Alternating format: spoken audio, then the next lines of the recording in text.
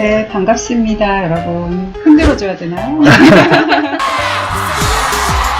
신기. 둘 다 블랙블랙 맞췄어.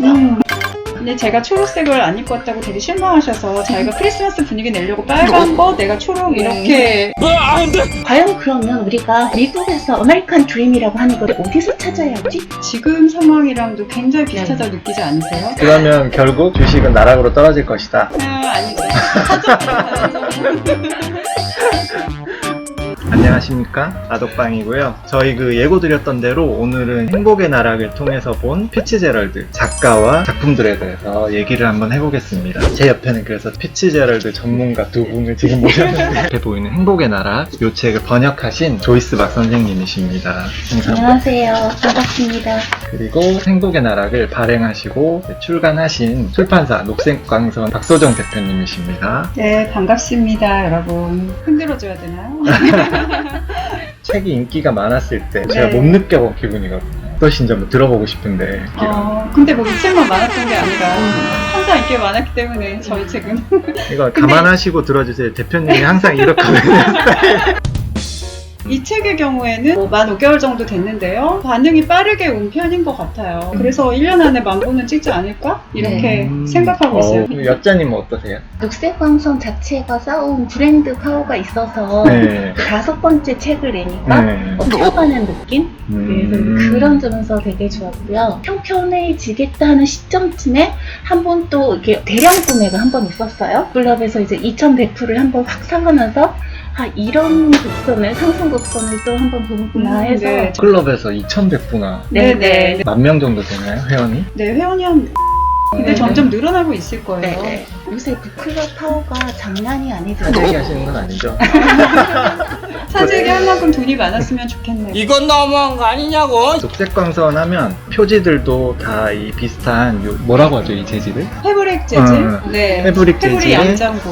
여기 그림을 이렇게 손수 그리시는 이런 특징이 있고, 이게 네. 5번째 책이라서 색깔이 조금씩 달라지면서, 그리고 이 안쪽에도 보면은 그림들을 뽑아가지고 네네. 이렇게 배치를 시키셨어요. 표지의 그림이라든지 안쪽에 그림을 배치하신 기준이라든지 이유가 있으실까요? 이유가 있죠. 네. 이제 책을 작업을 할 때 보통 그 책에 나왔던 시대 분위기, 음악도 찾아 듣고 그런 분위기에 좀 흠뻑 젖는 것을 굉장히 좋아하는데, 그래서 요 안에 있는 그림들이 1910년대, 20년대 일러스트로 검색을 해서 다 찾은 그림이거든요. 이 행복의 나락에 수록된 5가지의 단편을 뭔가 다 연상시키는 그림들. 예를 들면 이 그림을 보시면 이 거미줄에 남자들이 이렇게 걸려 있어요.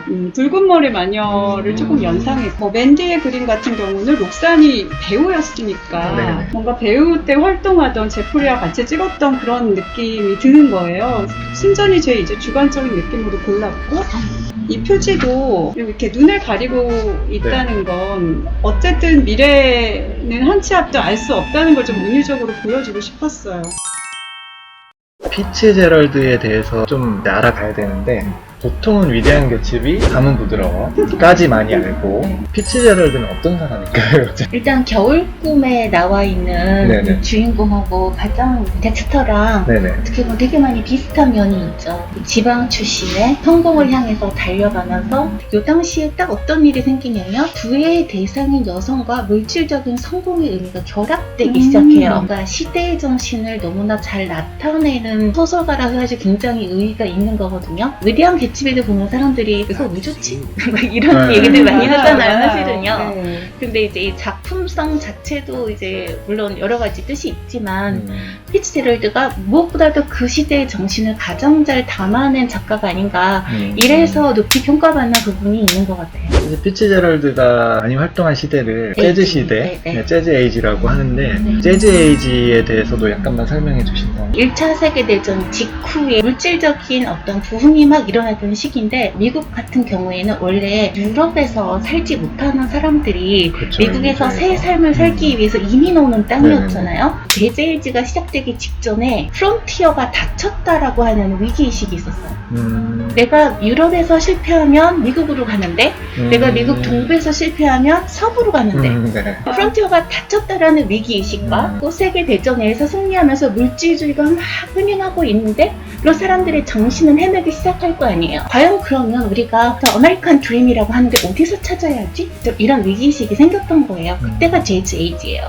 그때 이제 피츠제럴드가 등장을 해서 그러면 아메리칸 드림을 추구하는 거는 이 물질주의적인 계급 체제 내에서 청년이 어디까지 어떻게 올라갈 수 있지? 라고 하는 문제를 다룬 거죠. 지금 상황이랑도 굉장히 비슷하다고 느끼지 않으세요? 지금 한국의 상황이랑? 하긴 뭐 비슷한 상황인 게 네. 벼락거지라고 하잖아요. 아, 네네. 네. 피츠제럴드를 작년에 기획하게 된 게 네네. 여러 요인이 있지만 그것도 한 요인이었어요. 네, 작년에 주식이 정말 바닥을 찍고 네네. 다시 올라갈 때 수많은 사람들이 계좌를 만들고 돌에 모여드는 나비처럼 막 그랬단 말이에요. 그런 상황이 뭔가 피츠제럴드가 그렸던 시대상이랑 굉장히 비슷하네? 이런 시기에 이 책이 나왔을 때 독자들이 조금 더 공감해 주시지 않을까? 예, 그런 생각을? 그러면 결국 주식은 나락으로 떨어질 것이다.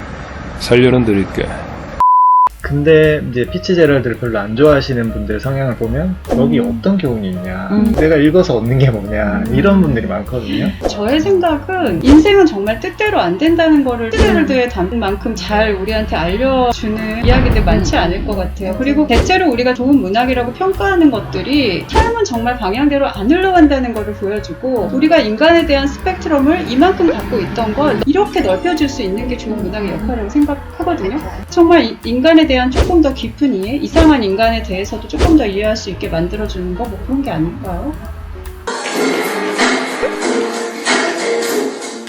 원래 고전문학은 네. 계속해서 읽는 이유가 현대로 재소환을 해놨을 때 새로운 의미가 생겨나잖아요. 네네. 아까도 젊은이들의 모습들이 비슷하지 않은가? 이런 얘기를 하긴 했는데 사실 인간으로 살아가는 어떤 시대에 살더라도 내 능력과 내 욕망 사이를 항상 이렇게 다투게 되거든요. 내가 원하는 건 이만큼, 그런데 나의 능력은 이만큼 하면은 이만큼의 간극을 보면서 나는 이 갭을 줄여나가는 것이 행복할까? 아니면 이거를 욕망을 떨궈버리는 것이 행복할까? 이런 생각들을 그렇죠. 계속 하면서 맞아. 살아가잖아요. 그러니까 내 성격을 바꾸지 않는 한 어떤 선택을 해도 결말은 같을 거라고 생각을 하거든요.